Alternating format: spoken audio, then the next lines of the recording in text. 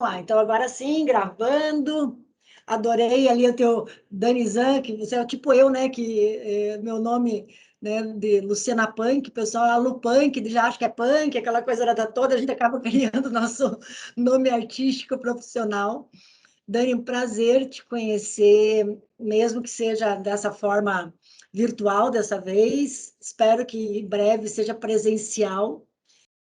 A Mari super te indicou, ela estava numa fala com a turma da Calorada no horário anterior, e assim, a Mari é uma maravilhosa, foi minha aluna aqui na Federal, tudo, a gente, eu meio que me sinto responsável por ela ter entrado nessa área, fui passando os primeiros estágios, monitoria e tal, então a gente tem uma parceria bem bacana, e ela super me indicou você para trocar uma ideia, né, com o pessoal aqui dessa disciplina, que é a produção publicitária em áudio. Tem pessoal de música, tem pessoal da publicidade fazendo, e eu, como eu te falei já no e-mail, né, eu estava louca para te escutar também, estou bem ansiosa para ver teu dia a dia, como é que é, enfim, o que você quiser compartilhar com a gente. Então, Claro. de antemão, eu super te agradeço. Eu que agradeço, é um prazer estar aqui falando com vocês. Então, vou contar um pouquinho da minha trajetória. Acho que é importante eu salientar assim que eu nunca imaginei estar trabalhando com publicidade e durante um bom tempo assim da minha vida eu nunca pensei que eu trabalharia com produção musical assim. Eu vim para cá quando eu tinha 18 anos, eu fazia letras na Federal. Então, comecei a trabalhar no estúdio, mas as coisas do estúdio que eu trabalhava, elas nunca tinham a ver com a parte de produção. Eu até gravava, mas mixagem, masterização, captação de áudio, eu sempre estive muito distante disso até determinado ponto da minha vida, né? Então, eu fazia letras. Depois de 3 anos, eu larguei letras para fazer licenciatura em música na PUC. E até então eu era artista, totalmente artista, o meu negócio era palco e composição. A composição também tem um, uma coisa forte assim que me fez ir para a publicidade, né, a composição. Então, durante muitos anos eu trabalhava apenas com a parte artística e com a parte de escrita de projetos de lei de incentivo. Eu até tenho uma especialização na área, assim, é uma parte que eu gosto bastante, né? Políticas públicas voltadas à cultura. E eu diria assim que eu entrei na publicidade quando o pessoal começou a me chamar para escrever os jingles. E isso da Toro mesmo, assim, às vezes eles tinham algumas demandas ah, que eles não estavam vencendo, ou eles sabiam que eu poderia contribuir com alguma coisa criativa, porque é realmente a parte que eu mais gosto de fazer. Então, a minha entrada na publicidade foi vagarosamente pelos jingles. Eu já gravava algumas locuções de vez em quando, como eu escrevia projetos de lei de incentivo aqui no estúdio, volta e meia alguém falava, Dani, você pode gravar uma guia pra gente? E devagarinho eu fui evoluindo essa questão da publicidade na minha vida. Primeiro com a locução, aí vieram os jingles, as encomendas. Eu entrei de cabeça mesmo num período de eleição, que aí tinha uma demanda muito grande de jingles, e aí eles me puxaram de canto e falaram, ó, trabalha esse mês com a gente vai ter a produção de tantos jingles, a gente vai te pagar pelo pacote, e eu nem sei quantos jingles eu escrevi e cantei, acho que foram uns 12, 13, 14, foram muitos. E isso começou a se tornar recorrente com outros jingles de outras marcas. É, Vieram algumas campanhas grandes de Boticário também, voltado para jingle. Fiz trilha de filme por encomenda também, né? Música tema de filme, a parte da composição. E comecei a trabalhar tanto com a Toro que eu entrei para a equipe, porque eu estava fazendo tanta coisa que de repente eu estava aqui dentro. E passou.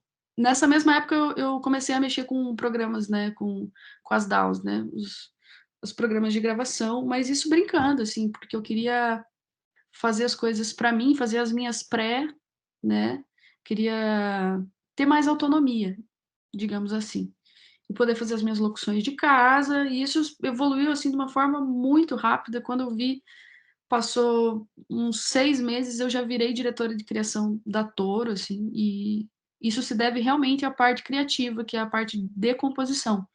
Eu faço produções, mas tô sempre na ponte entre a agência e a nossa produção, então eu recebo os briefings e vejo, essa campanha aqui vai ser bacana o Leonardo fazer, porque ele tem essa linguagem jazz Brasil e isso aqui vai funcionar. Aí, se é outro tipo de campanha, eu já falo, isso aqui vai para o Ramon, porque ele tem uma linguagem lo-fi, ele vai pegar isso aqui muito fácil. Outras coisas ficam comigo. Então, eu vou descentralizando, né? E algumas coisas ficam comigo também. Normalmente, sempre que é voz cantada, está comigo. E o que mais que eu poderia falar? No meio desse caminho, assim, eu entrei em muitos trabalhos diferentes, né? Agora eu estou trabalhando pela segunda vez num rebranding de canal de TV, que é uma coisa muito diferente, né?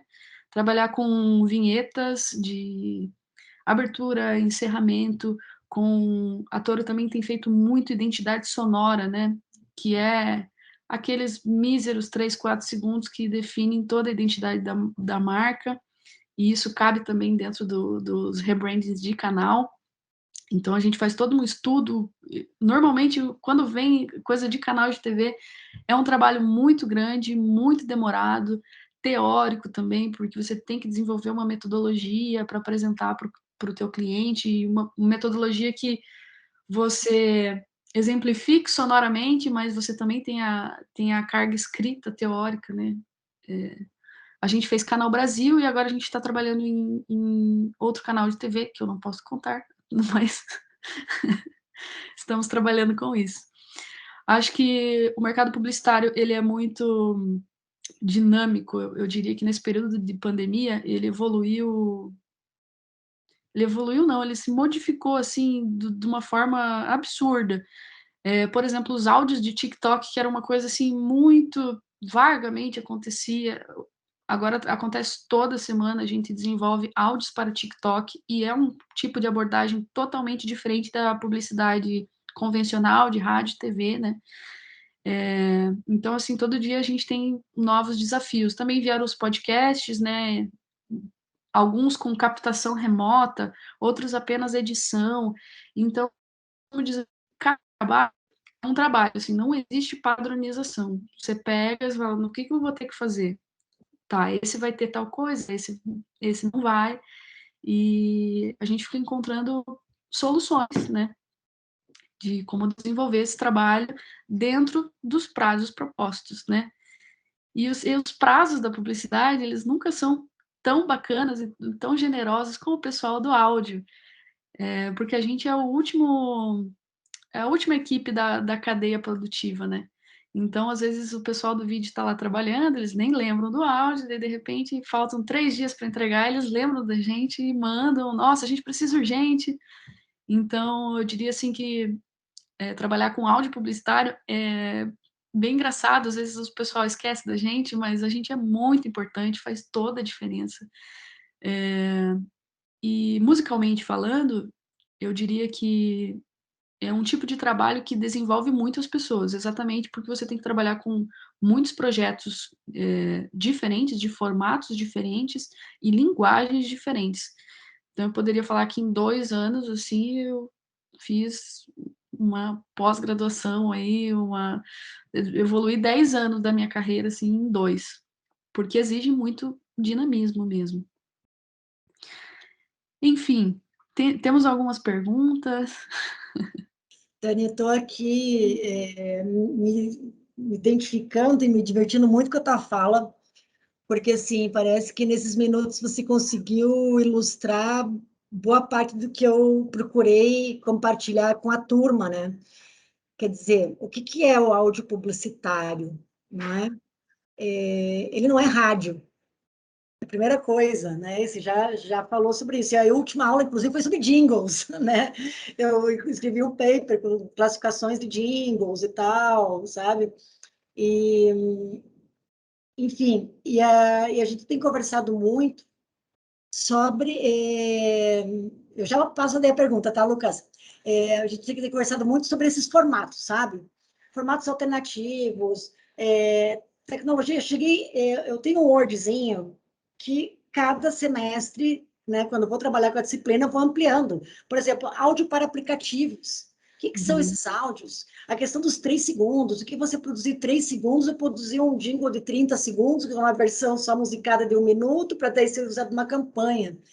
E essa questão de se esquecer da linguagem sonora é algo tão recorrente, infelizmente, na nossa área da publicidade, mas que eu sou uma batalhadora para que se lembre, porque está aí a vibe, está a emoção, né? Agora eu sei que vocês devem estar escutando, inclusive, a minha sonoplastia aqui, que eu estou num lugar meio barulhento, falei, gente do céu, vou dar aula de áudio sem a menor isolamento acústico, mas bora lá, né?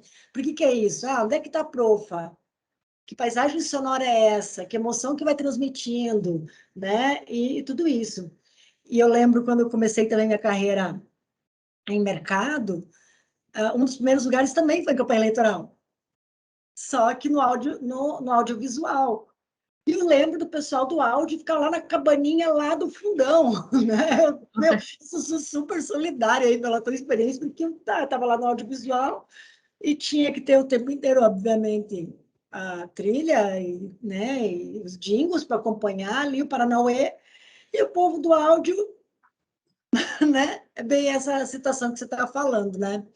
É, eu tenho perguntas, né, pessoais, por exemplo, eu gostaria de conhecer um pouco mais do processo criativo, como chega o briefing, essa separação, né, entre, já chega encomendando uma peça, né, e vocês desenvolvem a peça, ou se vocês também sugerem alterações, algo assim. Essa seria uma dúvida minha.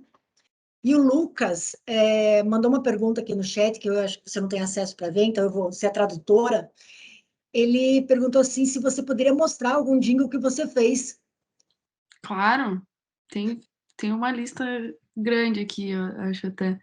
Mas respondendo essa tua pergunta sobre a encomenda, antes de falar sobre os jingles, tem dois tipos de cliente. Tem o cliente que é assim, eu quero isso e acabou, e tem o cliente que vem atrás da gente buscando exatamente o nosso recurso criativo.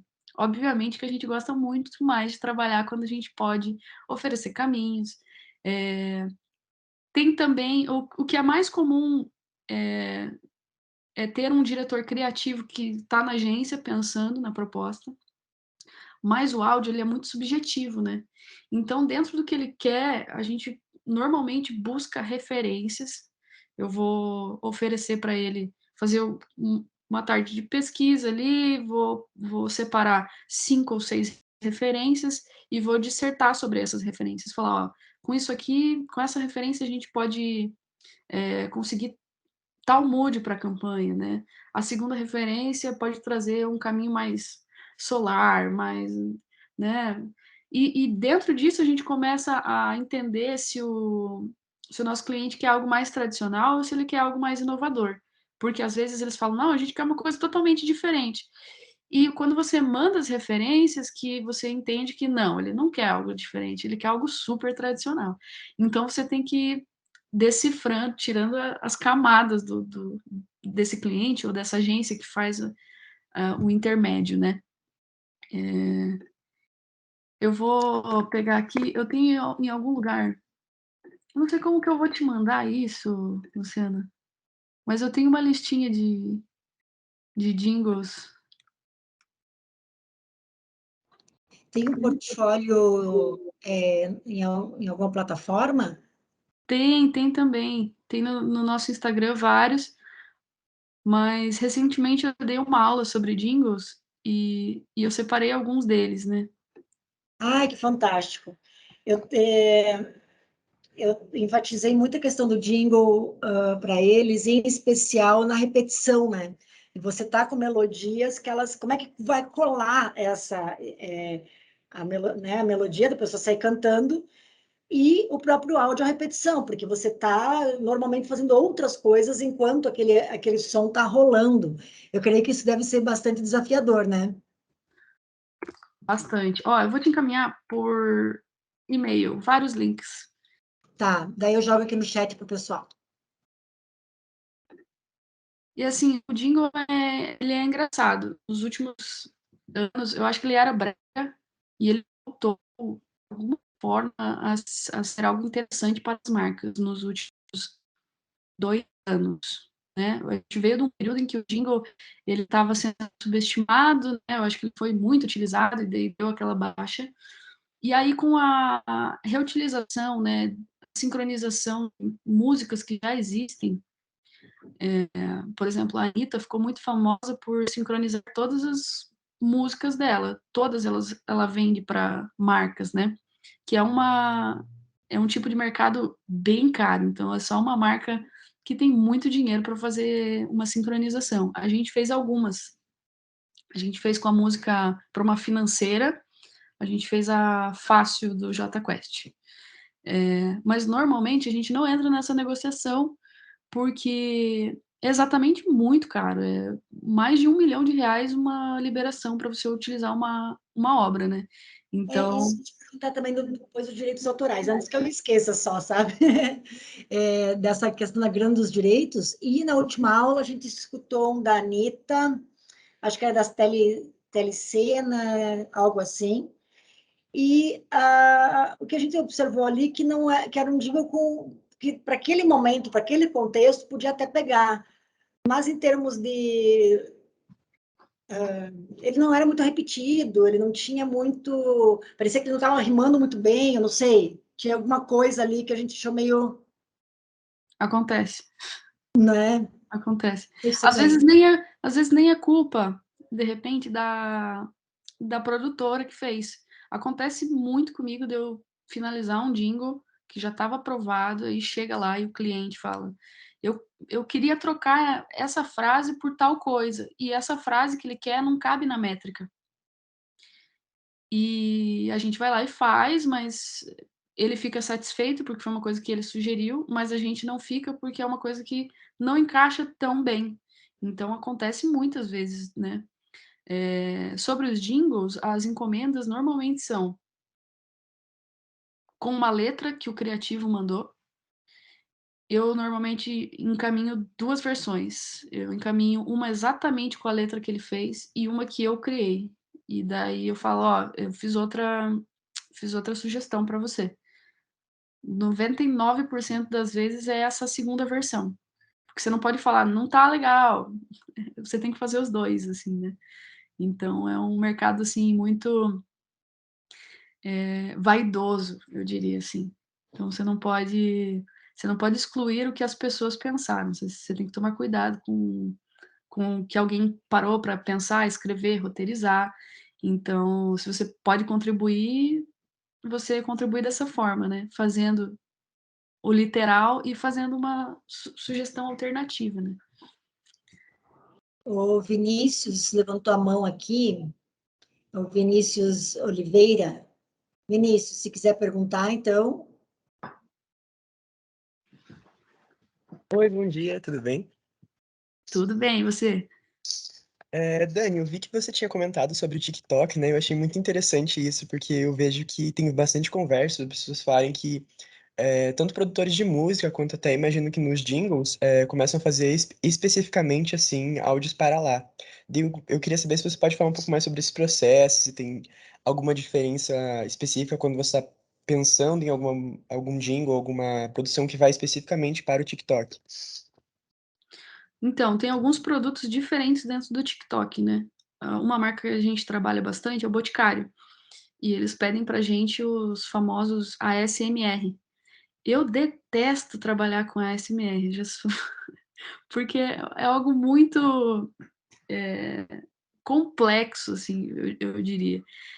Porque você está trabalhando com barulhos muito, né? Sons muito delicados e se tratando de boticário, às vezes a gente está trabalhando com produtos de plástico, né? Então, todos eles têm o mesmo som. Então, é um trabalho de muito estudo daqueles sons de gravação, para você pegar aqueles sons da embalagem abrindo e transformar numa música, né? Então, se torna algo extremamente experimental.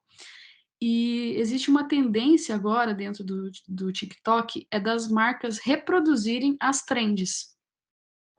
Teve uma semana passada, inclusive, que era da trend do tiro. Vocês viram essa trend? Que era... falava uma coisa ruim, daí a pessoa levava o tiro, daí fazia tá, tá, tá, tararara, puf, Conheço, sim. Aham. tá, tá, tá. Então, a gente refez essa trend. E a marca não queria barulho de tiro, então a gente teve que achar um barulho que substituísse, mas exatamente com a referência de BPM, né? O mesmo tempo que as pessoas conseguissem fazer a analogia entre a trend original e a trend dessa marca que estava nos pedindo. E as marcas têm feito isso. Elas têm feito o seu próprio áudio, porque elas querem que o usuário use o áudio delas. Então, é bem complexo, assim, até porque eu tenho uma opinião sobre o TikTok, que as coisas que viralizam, agora eles estão encontrando dinâmicas para viralizar isso de forma estratégica, obviamente, né? Mas as coisas que viralizam de forma mais intensa, elas são criadas de forma muito natural. Então, como que a gente vai trazer uma naturalidade, sendo que não está sendo natural? A gente está pensando exatamente o que a gente está fazendo. A gente teve um caso agora, que foi do Boticário, inclusive, que esse foi o primeiro áudio que deu muito certo no TikTok, que foi o lançamento da linha Cuide-se Bem com cheiro de Babalu. Então a gente pegou referências, né? Esse fui eu que criei. A gente pegou referências dos anos 90 das propagandas que o Babalu fazia, que eram aquelas propagandas com música latina, né? Que era mais gostoso que um Babalu banana. Babalu. Acho que tá aí no link que eu te mandei. Um deles é esse. Olha só que bacana, o Lucas está comentando aqui no chat, eles fizeram uma análise de jingles da semana passada para cá e tal, fazer parte da atividade. E ele falou aqui, ó, falamos desse áudio no nosso trabalho. Porra, olha, Lucas, que presentão, você está aqui com a criadora desse material. Vocês falaram do nosso áudio? Pelo que entendi, sim. Uhum, é isso, Lucas. A gente usou a referência dos anos 90, né, de duas propagandas, para criar esse novo áudio, que era Cuide-se bem, cheiro de tutti-frutti, Babalu. Ele acabou de escrever isso no chat, você cantando e ele escrevendo, maior sintonia aqui, ó. E a voz é minha também, né? E isso é uma coisa engraçada, que muitas vezes eu gravo os jingles e eu faço muita voz guia, que é, vou apresentar para o cliente melodia, letra, para ele saber onde é que ele está se enfiando, e aí depois eu encaminho um casting de voz pra gente, porque a voz também, né, o timbre de voz, a idade da voz, representa muito o que aquela marca quer dizer. E nesse caso acabou ficando a minha voz, porque o cliente falou que não queria trocar. Isso acho que gera uma outra pergunta, né? A gente também conversou bastante disciplina sobre a questão da plasticidade da voz e justamente o que, creio que você também pode ter estudado lá o que o Barthes falava sobre o grão de voz. Quer dizer, já tem uma identidade, né? As vozes têm identidade. Então, por exemplo, eu, né, uma mulher da faixa dos seus 40, para fazer um áudio direcionado para marcas que vão entender que minha voz é de uma mulher de meia idade, né? Não é uma jovem de 18, ou mesmo um cara, né, com uma voz mais grave, para fazer aquela locução standard de assinatura, e assim vai. Esse teu banco de vozes, né? Como é que funciona? Vocês pegam o jeito do teatro? Como é que é essa escolha e, inclusive, o impacto, né, que você observa isso nas produções que você realiza? Então, falando, locução é uma coisa bem legal, assim, de se falar, porque ela dá todo o clima, ela pode estragar uma produção inteira, mas ela pode fazer todo o diferencial. Então, a gente tem um banco de vozes bem grande, assim, normalmente as pessoas que têm, se alguém aí for locutor, inclusive, pode encaminhar para a gente no e-mail. Aí a gente faz algumas perguntas, né, para a gente entender a dinâmica do locutor, se ele grava em casa, se ele emite nota fiscal, se ele canta, se ele faz voz original, mas de acordo com o portfólio que ele manda, que normalmente ou a gente monta ou ele manda para a gente. É um áudio demonstrativo com várias peças diferentes. E um mesmo locutor, ele pode ter várias vozes diferentes, né? Eu mesma, eu faço 2 vozes completamente diferentes, e quando entra é emocional, então é uma voz totalmente diferente. Então, aos poucos, eu vou conhecendo os locutores. Tem alguns que já trabalham com a gente, e quando é uma peça muito específica, eu falo: "Putz, isso aqui tem que ser o fulano, porque ele vai conseguir fazer". Normalmente, quem tem interpretação, assim, a facilidade da interpretação, consegue realmente abraçar mais trabalhos. Mas também é uma dificuldade, porque nem sempre o pessoal do eu tenho algumas pessoas do teatro que trabalham com a gente, mas nem sempre o pessoal do teatro tem os equipamentos para gravar em casa, ou mesmo disponibilidade, eu digo a disponibilidade pelo tempo da o nosso tempo de hábil de produção, porque às vezes chega para a gente precisa fazer para o dia seguinte, aí até eu falar com ele, marcar o horário para gravar aqui no estúdio, que a gente também faz, daqui a pouco, inclusive, eu tenho uma locutora para gravar, ele fala, putz, não tenho, não consigo. Então, quem se preparou melhor tecnicamente, toda a parte, né, técnica faz todo o diferencial. O locutor ter um microfone bom em casa, saber se autogerir, se autodirigir, é uma coisa muito importante para mim, né? Então, as escolhas são feitas a partir disso. Eu diria que o locutor, hoje em dia, né, porque a voz conversada é o que mais vende no mercado. Passou aquela voz de rádio, não existe mais. A voz conversada, essa voz que a gente está conversando agora, é a voz do mercado publicitário, é o que as pessoas querem. Então, assim, não existe mais a voz do locutor de rádio, eles querem pessoas normais. Se você tiver uma boa dicção, se você conseguir estudar técnicas para desenvolver interpretações diferentes, você pode se tornar um locutor facilmente. Até tem acho que a Regina é a voz do Google, ela tem um curso que ela fala assim que o locutor é 20% da voz, 80% é outras coisas dentro do mercado publicitário. É o seu atendimento, é a qualidade do seu equipamento, é a capacidade de interpretação. É muito importante quando você sabe quando um locutor pega um texto e ele entende o texto. Tem locutor que às vezes não entende o texto. Ele só saiu gravando e ele não conseguiu interpretar, realmente. Eu digo interpretar no sentido de assimilar o que aquela marca está querendo dizer com aquele texto naquele momento. Então, são muitas etapas, né? Eu passo por muitas etapas. Eu posso entender uma coisa de um briefing, então eu preciso estar sempre muito conectada com isso. Eu preciso entender, eu preciso que o meu produtor entenda quando eu passo para ele. Eu preciso que o meu locutor entenda. Então, você tem que ir explicandinho, e para cada um você explica de uma forma diferente, porque tem algumas peculiaridades, né?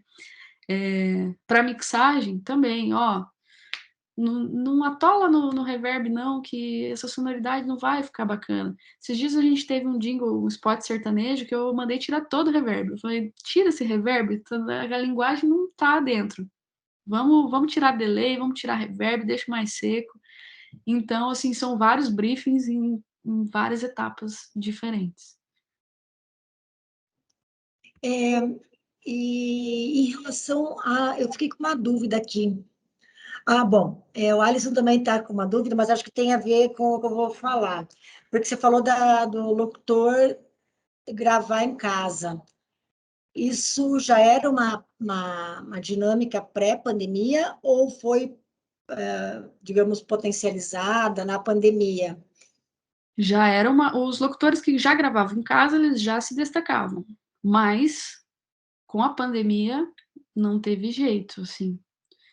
E como é que fica a questão da direção? Porque, de repente, o cara não, justamente como você falou, não vai naquela vibe que se precisa, né? Qual é a ginga, qual é a energia que tem que ter essa voz, não é? O papel da direção, como é que ele fica com essa dinâmica? Tem alguns locutores que eu conheço bem e eu sei aonde eles podem chegar, né? Então eu já passo o briefing para eles direcionando. A refação é uma coisa muito comum dentro da locução, de você fazer de novo até encontrar o caminho perfeito da locução. E muitas vezes eu faço guia. Eu faço a guia desenhando mais ou menos os caminhos de ênfase e entonação, e aí entrego a minha guia de voz para ele e ele meio que faz em cima. Quando a gente tem alguma dificuldade de dialogar, tipo, ou quando eu percebo mesmo, falo, meu Deus, como é que eu vou explicar para ele isso aqui? Eu vou lá e gravo uma guia. Que eu quero assim, eu quero assado. Tem a ver muito com velocidade. Eu acho que a locução, ela ainda existe muito, a locução de varejo, que ela tem muito a ver com rapidez, mas fora isso, é muito de interpretação. E tem os institucionais também, né? Nós temos mais caminhos, né? Além de áudios de TikTok, rádio, TV, a gente tem as URAs, a gente tem... As URAs são essas vozes de telefone, que você fica no automático, assim. Esse é um caminho do... Eu poderia falar que alguns locutores, eles entram em determinadas caixinhas, porque quando vem e fala assim, eu preciso de uma voz de URA, então eu preciso de uma voz com uma super dicção, uma voz bonita, uma voz de mulher, 35 anos, com uma boa dicção, que não desenhe muito, porque você precisa que fique naquele mesmo tônus. Então eu já sei mais ou menos quem são as 4, 5 locutoras nossas que tem no banco. Toda semana a gente coloca mais gente também, né? Mas eu já sei mais ou menos. E então eu encaminho o casting de voz para o cliente, sabendo que aquelas locutoras vão executar de uma maneira legal. A pergunta do Alisson Dani, você prefere fazer a locução nos materiais que você mesmo elabora? Se eu prefiro, eu não tenho que preferir nada. Porque não está nas minhas mãos, assim. Mas acontece de algumas vezes... Eu fui surpreendida com algumas coisas, né? Por exemplo, eu fiz uma locução que era do Tinder.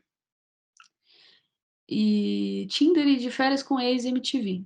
E era para ser outra pessoa. Eu fiz a guia e acabou sendo a minha voz. E era um briefing, assim, para locutor totalmente específico.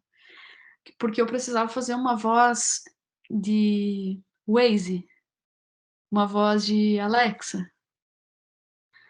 Então, assim, foi bem complexo. Eu fiz uma vez, eu fiquei ouvindo, aí eu fiquei treinando, aí no dia seguinte eu fui e gravei de novo, aí eu dei uma olhada, falei, isso aqui eu preciso, para ficar exatamente igual, eu preciso misturar um pouquinho de técnica do hardware mesmo, da DAW, com a minha locução. Então, a gente misturou um pouquinho de warp, acelerando levemente em alguns momentos, para criar exatamente aquela linguagem que eles queriam.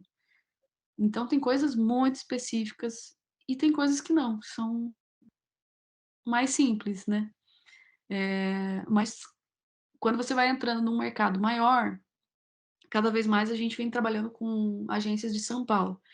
Os briefings, eles vêm mais ardidos e mais complexos de se entender e de desenvolver. Então, é sempre um desafio. O Luiz Gustavo está rindo aqui justamente dessa locução. Ele falou, nossa, que é, né, uma puta locução que ele acha Luiz Gustavo, Não, interpreta. aquele locutor do De Férias com Ex, eu acho bizarro, assim, que ele Ele é. fala de uma voz muito, muito única, assim, de quem é o próximo ex? Tipo, um bagulho muito bizarro, assim. Então, e eles fazem isso propositalmente, né? Para chamar a atenção. Tem coisas que a gente não entende, que a gente fala, meu Deus do céu. Mas o objetivo foi alcançado, né? Porque você lembra dele exatamente por causa disso. Sim, é muito icônico, né? Então, tem algumas estratégias que a gente nem compreende, né? Vem pra gente e depois a gente fala, faz todo sentido. Porque é um despertar de emoção, é a fixação da mensagem, né, branding mesmo, é o fortalecimento dessa marca, mas o despertar de emoção, porque tem, né, essa questão dos bizarros, né, pode viralizar, pode rir, né, pode assustar, então a questão é que emoção está despertando, né, a partir dessas peças também, né. A locução é um mundo muito grande, eu diria. E tem locutores que se especializam em uma coisa só, porque eles são muito bons nessa coisa. Há quem diga que o mercado publicitário é um dos mais difíceis de entrar, e realmente ele é difícil, assim, eu vejo pelos locutores que mandam pra gente os portfólios, eles estão toda hora buscando essa prospecção de negócios, assim, e eu passo a peneira aqui também, né? Eu falo, putz, esse aqui eu não vou usar no casting porque não tá legal.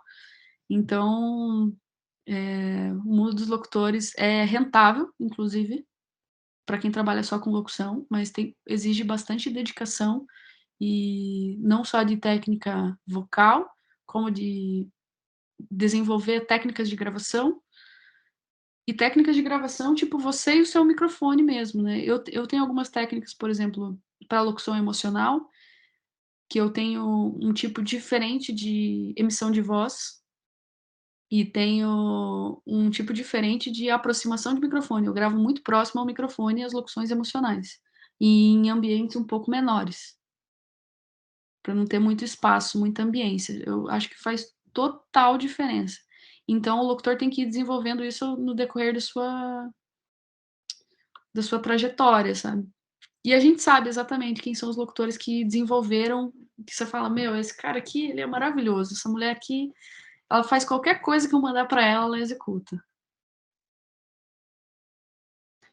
Denise, sobre os direitos autorais, como é que funcionam os contratos, não só de música, mas a própria locução e assim por diante?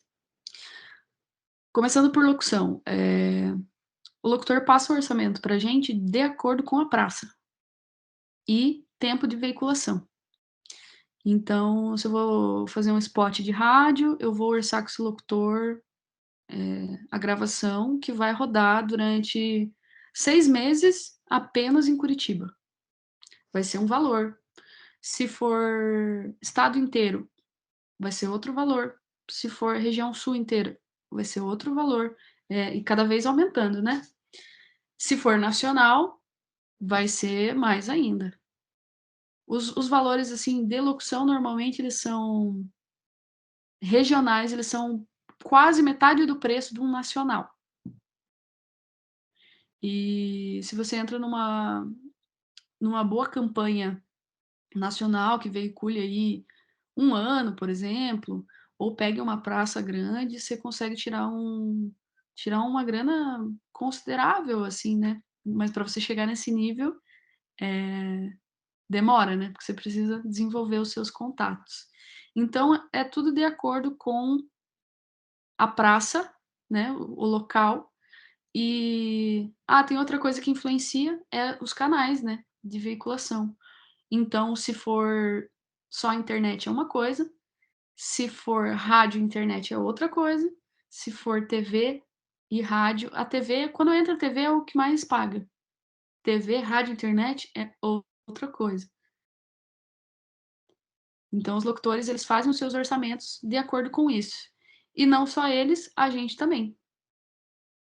Então, a partir do momento que uma campanha... Acontece bastante quando uma campanha dá super certo. Aí a gente fez 3 meses de uma campanha e eles querem continuar. Queremos orçar a reutilização. Então, a gente vai orçar uma reutilização desse material e o locutor também vai receber pela reutilização. Vai receber um adicional pelo tempo adicional que estará no ar.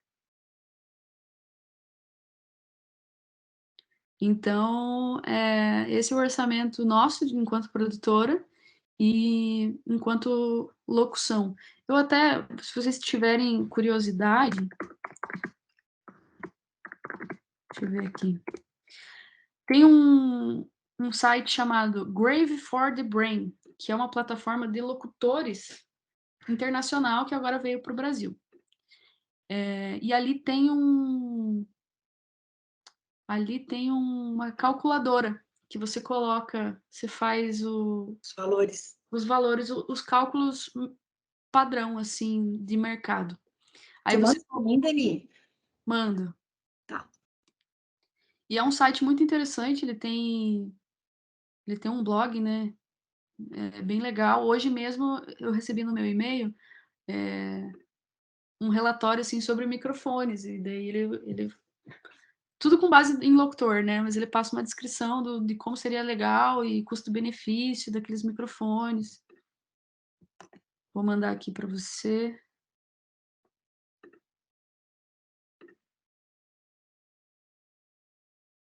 Opa. Mandei, Luciana. É um site bem bacana, que tem uma plataforma de locutores também. Tem algumas coisas que são pagas, mas a grande parte é gratuito também. Essa calculadora, por exemplo, Deixa eu pegar né? aqui se chegou. Aqui. Deixa eu mandar aqui no chat para todo mundo. E a Gabi tem uma pergunta para você. Manda. Gabi fala, Dani, sua paixão por música te impulsionou desde o início, né? Como é para você trabalhar numa área que te permite criar tanto com produções sonoras? A gente trabalha muito em coisas que não gosta durante a publicidade. Então a gente trabalha o mês inteiro para de repente aparecer aquele trabalhinho que vai te dar o reconforto espiritual, assim. Como eu falei, é um lugar onde eu desenvolvi muito, porque eu tive que ir fazendo malabares e aprendendo coisas diferentes.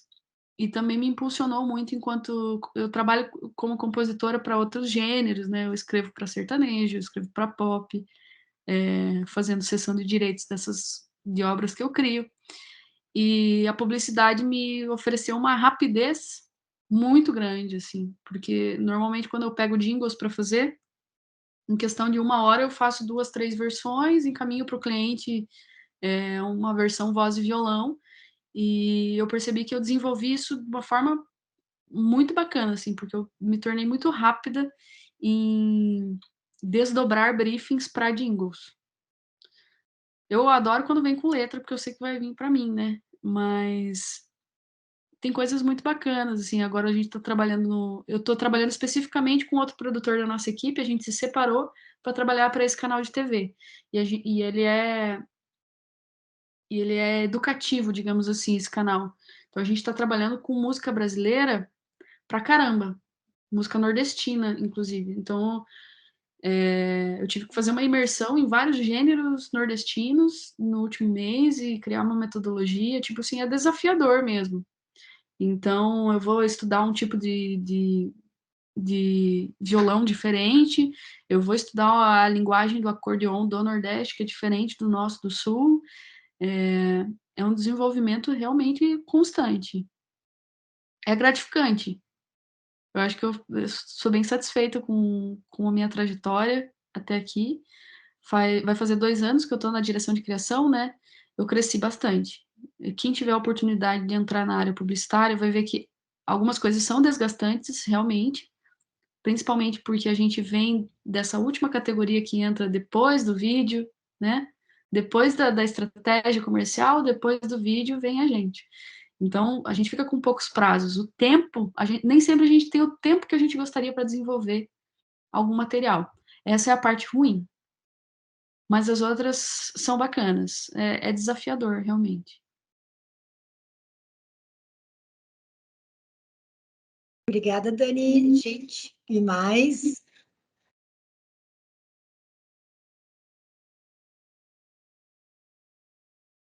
Aula de áudio, o povo fica no silêncio, só para a gente dizer que o silêncio também é um recurso sonoro.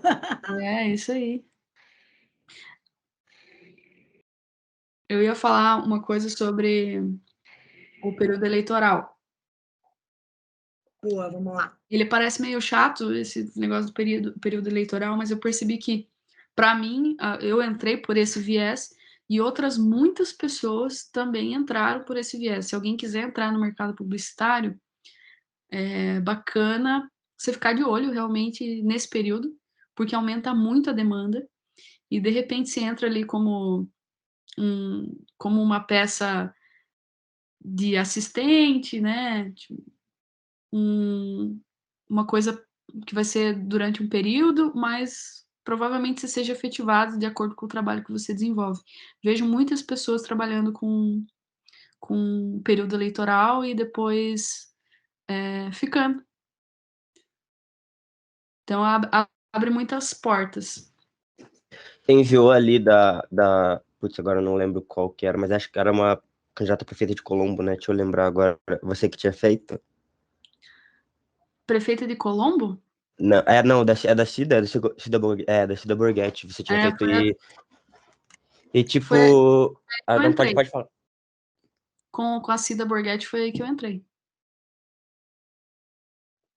E como que é, tipo, a sensação, assim, pessoal, assim, mais, tá ligado? Tipo, porque, falando, sei lá, por mim, assim, seria difícil, assim, eu bater 100% da ideia de algum candidato ali e fazer uma campanha que você realmente se entrega ali, assim, tá ligado? Por aquilo. Tipo, como que é? Ideologicamente não bate nada comigo, né? Mas dentro do mercado publicitário você vai trabalhar com muitas coisas que de repente você não gosta. Marcas que você não goste. Não vou citá-las. Período eleitoral é difícil, mas nesse momento eu me vi como uma profissional. Era um momento que eu só tocava na noite, eu só fazia gigs. E eu vi como uma possibilidade de fazer meu adicional ali, ganhar uma graninha a mais. E estava totalmente racional, como profissional mesmo. Ah, tá aqui o briefing, vamos desenvolver, vamos encaminhar, vamos gravar, separando a minha cabeça ideológica com o profissional. Isso é super importante, Dani. Nossa, um dia eu vou te levar na minha turma de marketing político, mas daí o próximo ano que já está encerrando agora, né? E essa questão do nosso distanciamento em relação aos clientes que são da política, ao menos para mim isso acontece, não sei se para você também e tal, mas até pelo comentário do Luiz Gustavo, talvez meio que ressoe com várias pessoas o meu comentário agora. Nosso distanciamento em relação a algo tão ideológico explicitamente, ele precisa ser muito maior quando você vai escolher, ou você não vai, ou você não escolhe para quem você trabalha, né? Você está na fase de, não escolho, então não vou trabalhar para o partido X ou Y. Ou vou trabalhar para todos, e é uma questão, eu trabalho profissional e ponto. Né? Porque esse distanciamento que a gente pode ter também com marcas, né? Eu não vou trabalhar para a Van, porque aquele cara lá, né? Como consumidora, eu, Luciana Punk, não vou, né? Aí eu fico pensando, tá, mas aí né, vai me aparecer um job sobre isso. Entra o dilema moral, ético, entra você tá trabalhando, é teu trabalho aqui, né? Você acaba Indubitável. tendo um distanciamento e dizer, precisa ter um distanciamento até para não ficar entrando em conflito o tempo inteiro e dizer, não, só vou trabalhar com quem eu gosto e boa. Quem é que chega nesse nível profissional, né? Acho que também vai um tempo para chegar nessa, vou escolher cliente, não é? Assim, o período eleitoral de grande desgaste dentro de uma equipe de produção. A última campanha de prefeito a gente recusou, porque a gente achou que a gente ganharia mais trabalhando nos projetos que a gente já estava e redirecionando para uma equipe menor, que talvez, né, a gente encaminhou esse projeto para outros parceiros nossos, que inclusive foi o projeto do Goura, né? A gente não fez do Goura, veio para nós, a gente não fez. Mas isso foi uma questão estratégica que a gente falou, ó, se a gente for fazer campanha política, a gente vai ter que contratar mais gente, e a gente estava no período de pandemia, né? Então, assim, era um momento bem delicado enquanto equipe, a gente estava se adaptando a essa coisa do híbrido e a gente resolveu não fazer.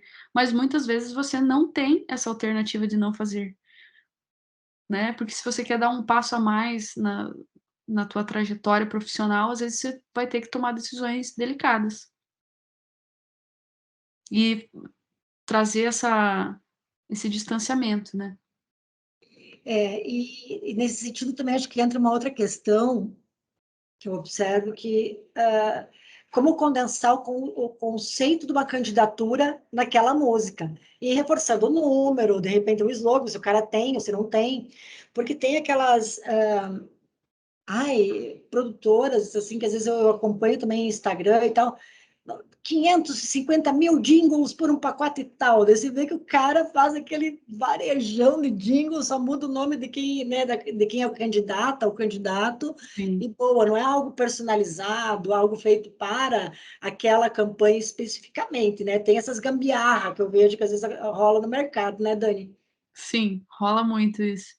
Mas eu vejo que é mais no circuito municipal, assim, né? De vereadores, de prefeitos de cidades menores, assim. O pessoal que trabalha com produção de áudio no interior acaba tirando aquele momento para fazer o ano. Ah, eu vou fazer dinheiro.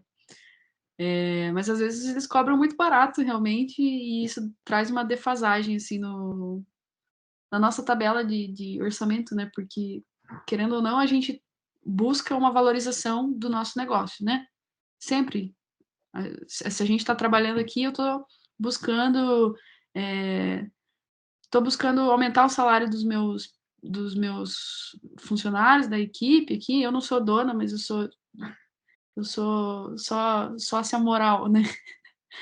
E então, tipo, a gente está sempre querendo aumentar o salário do pessoal, vendo como que a gente torna mais agradável os nossos dias, se a gente pode oferecer alguma coisa de bem-estar para a nossa galera, né? Então, a gente está lutando pela galera do áudio, né? Não vou lutar pela galera do vídeo, vou lutar pela galera do áudio, que eu sou do áudio. Então, é meio que isso, assim. Quando vem a galera que cobra muito barato, você fala, tá bom, né? Tá bom. Tá quebrando o nosso mercado, mas tudo bem. E sobre a questão do conceito, você se baseia, por exemplo, no processo criativo, né? Numa palavra-chave que chega no briefing, algo assim? Como é que se desenvolve? Eu não sei até nem quanto tempo você tem ainda, Dani, que você falou que tem uma gravação agora, são 11h30. Não, tô tranquilo. Ainda tá. Daí, se puder comentar um pouco, tenho muita curiosidade de saber como é que é esse processo. Normalmente eu me agarro em palavras-chave. Faz o brainstorm mesmo, né? Faz o guarda-chuva e, e vê o caminho, né? As palavras que são primordiais, que elas precisam aparecer e precisam ter ênfase, inclusive nos momentos melódicos corretos, assim, porque às vezes você coloca a palavra aquela palavra-chave em um lugar que ela não vai aparecer, não vai ter ênfase, né? Então, busco esse desenvolvimento de dar ênfase para esses momentos que são mais importantes. E aí decido uma narrativa, porque existem narrativas que são mais objetivas, que eu diria, como que eu posso explicar? A narrativa objetiva é aquela, vou falar de um produto, leite Parmalat. O leite Parmalat é gostoso e geladinho é muito bom, não sei o quê. Então, eu falo de forma objetiva as propriedades daquele produto. Ou eu posso falar de forma subjetiva, da sensação que aquilo me causa. Então, não vou contar já desde o início, vou contar depois, vou começar falando. Olha que gostoso de manhã, um leite quentinho. Então, eu vou causar a sensação, é o subjetivo. E existem outros caminhos também, mas eu acho que o principal que a gente pode delimitar é o objetivo, que eu falo exatamente as coisas que aquele produto tem objetivamente, ou subjetivo, que são as sensações que aquilo causa ao você adquirir esse produto. Então, eu acho que existem outras formas de narrativa, mas primeiramente eu separo nesses dois.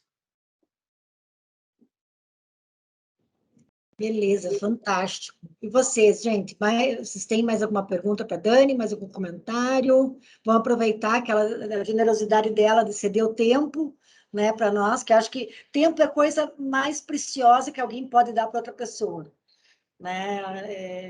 É o que a gente não substitui, não é? Então, se vocês quiserem aproveitar, vamos lá.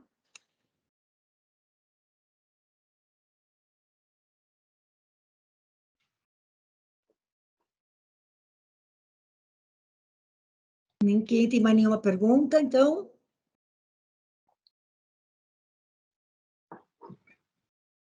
Dani, acho que é isso. Acho que a galera não tem mais perguntas. Não sei se você gostaria de reforçar, enfatizar alguma coisa em relação aos processos, aos áudios. Se você tem, sei lá, software livre que você possa indicar para o pessoal. Apesar que também essa geração, eles vão Sabe mais que eu, hein? Exatamente, sabe mais que a gente, mas enfim. Não, gostaria de agradecer a todos vocês. Obrigada pelo convite, foi um prazer. Talvez eu gostaria de falar um pouco para todos vocês que estão buscando esse caminho profissional, assim, que às vezes a gente se agarra muito em questões técnicas e talvez o caminho nem sempre é uma execução técnica de alto nível. Às vezes a sua criatividade pode valer mais do que você ser o melhor mixador do mundo, né? A sua habilidade comunicativa pode ser mais importante do que uma habilidade técnica. A sua proatividade pode ser mais importante do que uma habilidade técnica. Porque, assim, habilidade técnica a gente desenvolve, né? Assim, a parte criativa também a gente desenvolve, né? Eu mesma nunca pensei que estaria trabalhando com produção musical e os últimos 2 anos, 3, têm sido muito generosos comigo, porque eu consegui desenvolver isso de forma muito bacana, assim, muito rápida. Mas eu não sou a pessoa com maior competências técnicas e eu sei me munir de outras pessoas que têm essas capacidades para me ensinar e para desenvolver coisas que eu não sei, né? Então, o trabalho em equipe na publicidade, ele é totalmente primordial. Então, a gente tem que aprender a trabalhar em equipe. E antes disso, eu era totalmente solitária, né? Então, o trabalho em equipe agrega muito, a gente aprende todo dia com outras pessoas, principalmente pessoas que têm linguagens diferentes da gente. Dentro da nossa equipe aqui, a gente tem pessoas muito diferentes, né? Eu, de vez em quando, trabalho com sertanejo e nenhum dos outros meninos trabalha com sertanejo. Tem quem trabalhe com lo-fi, tem quem trabalhe com jazz. Tem o Thiago, por exemplo, ele é nosso profissional especializado em sound effects. Olha que específico isso, foi uma habilidade que ele desenvolveu que é muito específica. Então, às vezes, a gente quer abraçar o mundo, mas tem uma competência técnica que é sua, né? Então, observe dentro de si essa coisa que, para mim, é a criatividade da composição, para o Thiago ali é o sound effects. Observe qual é essa potência que você tem dentro de você e desenvolva, porque esse vai ser teu diferencial, né? A gente, obviamente, tem que crescer de forma geral, tem que aprender todos os conceitos, mas preste atenção naquilo que você tem de especial, que é diferente dos outros. que isso só vai agregar na tua trajetória profissional. Ai, super show, Dani. Nossa, como eu adorei te escutar. Que talento, como você é maravilhosa. Nossa, estou encantada com o teu talento, com tua, né, agilidade mental, musical. Muito obrigada. Eu te agradeço pessoalmente pela partilha, né, do teu conhecimento. Eu espero que essa seja a primeira vez que você venha fazer uma fala numa turma minha, que eu possa te chamar em outras, né, pessoalmente também, né? Espero que sim, para a gente poder tomar um café, dar um abraço pessoalmente. Mas, sério, muito obrigada. Estou encantada com o teu talento e, em nome da turma, que eu também agradeço, né, a tua generosidade aí por essa partilha. Que é isso. Obrigada, gente. Se precisarem de alguma coisa, deem um grito aí que nós somos super acessíveis, viu? Muito obrigada, Dani. Se alguém daí me der um toque aqui, eu já passo então o teu e-mail, pode ser? E qualquer coisa, o pessoal entra em contato com você. Gente, então a gente encerra nosso encontro de hoje, né, dessa super maneira maravilhosa, né, que foi a presença da Dani. Mando um beijo então para todo mundo também. E um beijo, um abraço especial para ti, Dani. Sinta-se abraçada, muito obrigada e até Beijo, gente. Boa semana para vocês, viu? Obrigado, Dani, pra você também. Obrigado, prof. Ó, a galera tá agradecendo aqui também no Muito chat. obrigada. Gostei Muito muito. obrigado pela presença, foi uma ótima palestra, sim. Valeu, gente. Contem comigo. Se eu puder ajudar em alguma coisa, me dê um grito.